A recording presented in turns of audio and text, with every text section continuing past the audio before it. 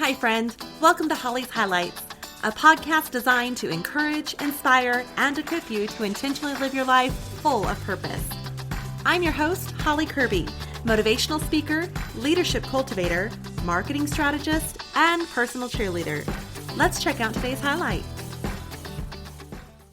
Today, it is all about balancing our life. According to the Financial Diet, nearly 80% of all the students work while attending school. And Mental Health America research shows that 70% of all students are stressed about finances. The research goes on to emphasize that with work and school and activities and even friends all demanding attention, many students struggle with balancing and prioritizing the different areas of their life. So when it comes to trying to balance your life, hear me say you are not alone.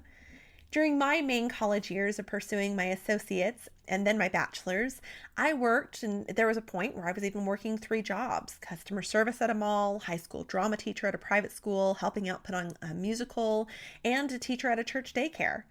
I volunteered in the community, directing drama and dinner theaters, writing Easter and Christmas cantatas, served as a youth director at my church where I taught weekly Bible study classes, led weekly youth worship gatherings, and did monthly service projects. And I volunteered as my dad's secretary, who is the senior pastor at our church. I also helped babysit weekly for my 2 oldest nephews. And of course, in all of that, I went to school full time, including taking 21 credit hours in 1 semester. In the middle of all of it, it was just life, but it was busy. Now, though, as I look back, I honestly don't know how it all worked.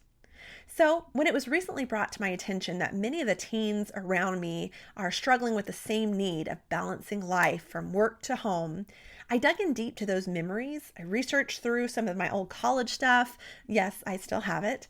And I thought if I could help just one listener with some tips that they could implement in their own life, then perhaps it may be a game changer in successfully balancing life, work, school, and home. I sure hope that some of these tips will be helpful to you in your coming school term also.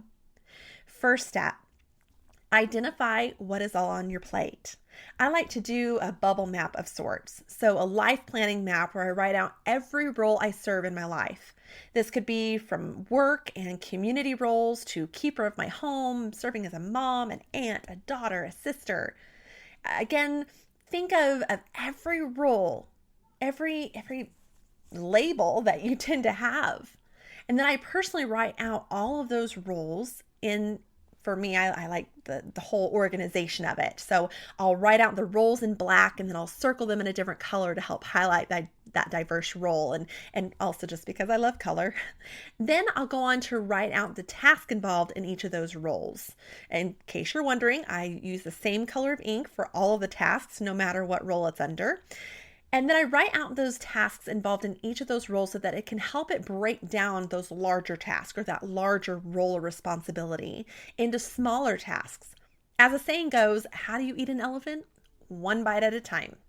The overall big picture can feel so overwhelming, or that one role, that one label can feel so overwhelming. But seeing it broken down can also help you to take just one task at a time. And before you know it, your list doesn't feel so big after all. This exercise also helps provide clarity. It helps you to be able to visibly see what roles you may need to step out of. And yes, sometimes we need to say no to things in order to allow ourselves to say yes to other things, or just to put more focus in other areas. Perhaps areas we are neglecting or just not doing so well in. If nothing else, this exercise just helps us see what's on our plate and kind of declutter our head. And I don't know about you, but just that brain decluttering of being able to get it off of my head can often be that first step in helping me get organized too. From here, I schedule what I can. Now, keep in mind, you can't schedule every aspect of your life. This may be a physical planner that you use. I'm old-fashioned, so I am all about the physical planner. Or perhaps you put everything in a calendar on your phone along with notifications to remind you. or even use a wall calendar at home, whatever works for you. Nowadays, there are plenty of apps to help meet your preference for scheduling too. My daughter likes to use this. She has an online app where she's able to put all of her things in, and she's asked me to put my stuff in there too, so she can be respectful of my time, and I too can reciprocate that in being respectful of her time. We can see exactly what's going on in a glance. Maybe this might work for you and your family so that they can be respectful of your time and you of theirs, or even with your friends if you want to give them that much information. Number 2, set and celebrate your goals. Now that you see everything listed out, you'll be able to see on what goals you need to start setting in life. Now, if you listen to the last podcast episode, we really dove through goal setting, so feel free to take a listen for more in-depth on that. But basically, we need to figure out, as we look at our goals, what do we need to stop doing, do less of, keep doing, do more of, or perhaps start doing. Maybe you see that you spend a lot of time at work and it's really affecting your grades. Or maybe you need to find balance by talking to your boss about working less so you can study more. Or maybe you discover that you spend a lot of time just hanging out with friends and your finances aren't looking so great because you're spending so much hanging out with your friends. So maybe you need to work a little bit more, even if it's just an extra shift a week or an extra hour each shift. Are you maybe overcommitted to different volunteer roles that need to stop for a while in the season of schooling? Or perhaps even spend more time with your family by incorporating your family into doing the community service projects that you do. Look at the balance or perhaps lack thereof in your life and figure out what actions you need to take that will ultimately help you set those goals. So, what are these goals going to be? Why do you want to accomplish those goals or that motive behind them? What will those goals provide for you, and how will those goals help make you feel? If you have the goal to finish the school with a certain GPA, reminding yourself of the advantages, such as getting into a certain college or qualifying for a scholarship, which will ultimately help you save money, which then frees you up to do more things you enjoy or even start a savings account. These will all help remind you during those times of temptation, going out with friends, working more, taking on more responsibility, or simply saying yes when you should have said no. It'll all help you to keep the eye on the prize and help you be more inclined to hold on to your boundaries to protect your goals and the influences that threaten to stall them. I know just this last year, I had to look at that. I had a goal that was a great goal, but then when I really started looking at the overall aspects of it, it wasn't one that was really going to meet the long-term need. It was going to become more of a squirrel, perhaps. So I needed to say no to that, even though I so badly wanted to say yes.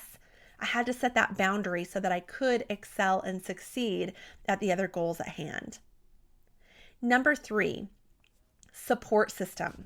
Once you've set your goals, it's time to let your friends and family know of them. It's so important to let your friends and family know when school starts and what your schedule looks like, and ask for their help in not being a temptation to you, otherwise known as not to ask you to do things that would conflict with these goals.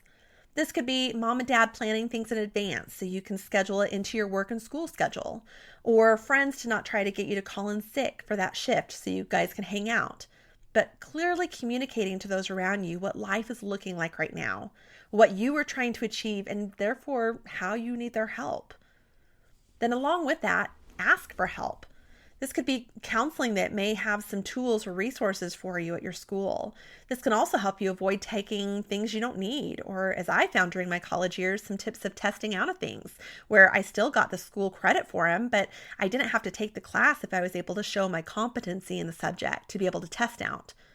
I can't even begin to tell you how much this saved me as far as time goes, and in the long run, a lot of money too. You can also ask for help from your work. Often if our jobs are just aware of life situations, it'll help them in some decisions. When I was in college, I shared with my boss what my goals were for school, and where they offered to help me then was to be an intern. Now, I already worked there, so this didn't make sense to me, but checking with my counselors, we found this was allowed and even counted as my class. So it gave me credits, and it also allowed me to have that focused time at work each week with my boss to learn more from him and more about the business. And I wouldn't have been able to have the opportunity otherwise if I wouldn't have reached out and just asked for that help. This opportunity helped me in my education, but it also helped me in that professional growth.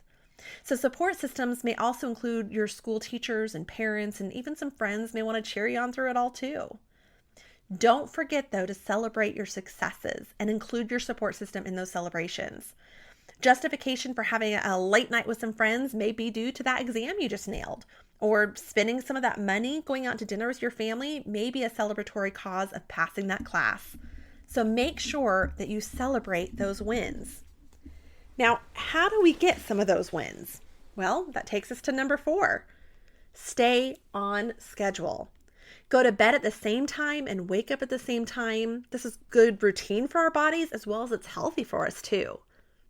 Make sure we're accommodating both work and study. Think of school as a part-time job. Don't study while at work and don't work while studying. In fact, Mental Health America recommends working about 10 to 15 hours per week while you're going to school. They recognize, though, that some students are responsible for all of their own finances, so 10 to 15 hours a week may not be enough. And in that case, they suggest choosing some online classes if possible, which will hopefully help allow for some flexibility in your schedule. Or see if you can work with your advisor and professors to possibly schedule classes and assignments around your outside obligations. It's amazing what resources are there for you if you just ask. In college, you can apply for grants and scholarships or see if your school or other organizations offer any stipends. Don't miss out on resources just because you didn't ask. I can't reiterate that enough. Does your work offer a scholarship or a tuition reimbursement? Do certain classes in high school open up opportunity for a stipend or a grant during college?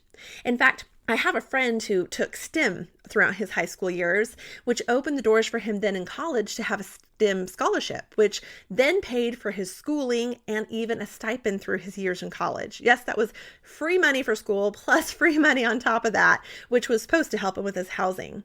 Now, in addition to this, he also received a large scholarship from his work, which was going to pay for all of his schooling. So he was able to use both scholarships from the scholarship from work to actually pay for the schooling itself, because that's the only thing it would focus on.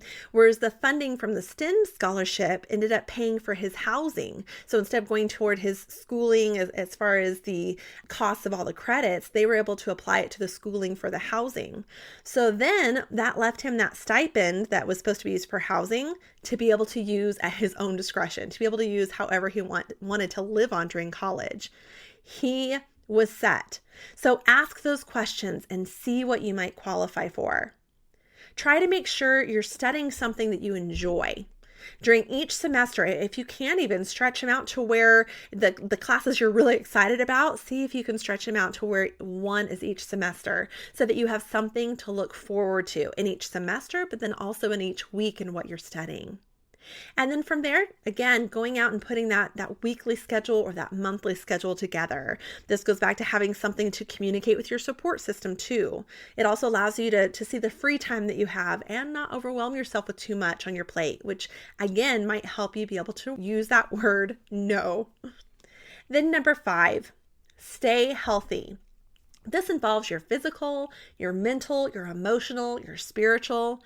Our bodies need plenty of rest, or you're just going to burn yourself out. And that's when we open ourselves to illnesses. So make sure that we're getting that plenty of rest.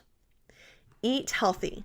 This could include, one, just having your 3 meals a day, starting off with breakfast to kick yourself off, but then also try to always carry around a snack with you for those hangries or when you get stuck on something, whether it be a test that's taking longer or stuck in traffic or needing to wait in line to speak with a teacher, whatever it might be.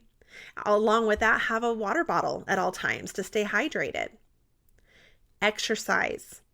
This might not be, you might not have time in your schedule to go and work out in the gym or the expense to be able to finances to be able to go work out in the gym. That's okay. Just simply go for a walk. Still get together with your friends and family too. Do your hobbies that you like. Call a friend to chat, whatever that you need to stay connected with other people so that you're not isolating yourself. And make sure that we're learning how to say no, again, for that self-care so that you don't burn out. Now, speaking of burnout or that stress, that overwhelming feeling, if you are feeling overwhelmed or stressed or burnt out, a few things to try might be relaxing techniques. This might be watching movies or listening to music, taking a deep breath. I mean, even our gadgets that are with us, such as our Apple Watch, will have an app on it to be able to remind us to breathe throughout the day. Take a shower. Just have that refreshing shower, no matter the time of day that it is. Give your mind a break. Verywellmind.com suggests things like visualization and guided imagery, positive thinking and affirmations. When my son says he can't do something, I tell him he's right. If he believes that way, he's right. But I remind him of for us, Philippians 4:13, through Christ, all things are possible. Henry Ford said, whether you think you can or you think you can't, you're right. There is so much power in our thinking, both negative and positive. So make sure that we're tapping into that positive thinking and affirmations to ourselves. Please seek help if you are ever having any thoughts of harming yourself or you simply need to talk to someone because things are just too much. Again, that could be with a parent, a trusted friend, a counselor or advisor at school, your family physician, or even programs such as the National Suicide Prevention Lifeline, which is 1-800-273-8255. That's 1-800-273-TALK. Now, I understand we are all in different seasons of life. My experience completing my master's degree was a whole lot different than the decade prior when I finished my bachelor's, or even prior to that, completing my associate's. When I was completing my master's, I had become a mom, and not only a mom, but a single mom, working full-time and serving in my community while pursuing that master's degree. And the kicker? I didn't want my schooling to take away from my time with my kids, so I made sure to do my schooling when they weren't home or after I tucked them in bed at night. It was hard. And I'll confess, I forgot to implement some of these tips myself, which made for some things a little more challenging. But no matter the season of life you're in, no matter the times you forget or mess up or simply fail, get back up. James Yorker said, the most successful people are those who are good at plan B. The most successful people are those who are good at plan B. In other words, life isn't going to always go as planned. Allow yourself enough humility to make mistakes, to get it wrong, to not have your plan go perfectly. The important thing is you never give up. So get back up again, brush yourself off, and go back at it. If I may leave you with one last thing, it would be to not compare your season to another season, whether it be another season you had in your life or another season in another person. Find your own balance to your life. Comparison is definitely a thief of joy. Your friends may be going to school full time. That's great, but that doesn't mean your path has to look the same. Maybe going to school part-time is what works with your plans. Someone else might be going to school on a full ride scholarship while you're scraping by and trying to stretch every penny. That's okay too. There's no pressure to finish school in a limited amount of time or a limited amount of years if your path needs to finish it in a little longer. No matter the years down the road, you'll just look back and be thankful that you started. If you'd like more one-on-one assistance in finding the balance in your life, I provide life coaching and would value the opportunity to work with you. Feel free to book just a 1-hour consultation, or we can do ongoing coaching calls, which are typically 30 minutes 1 to 2 times a month.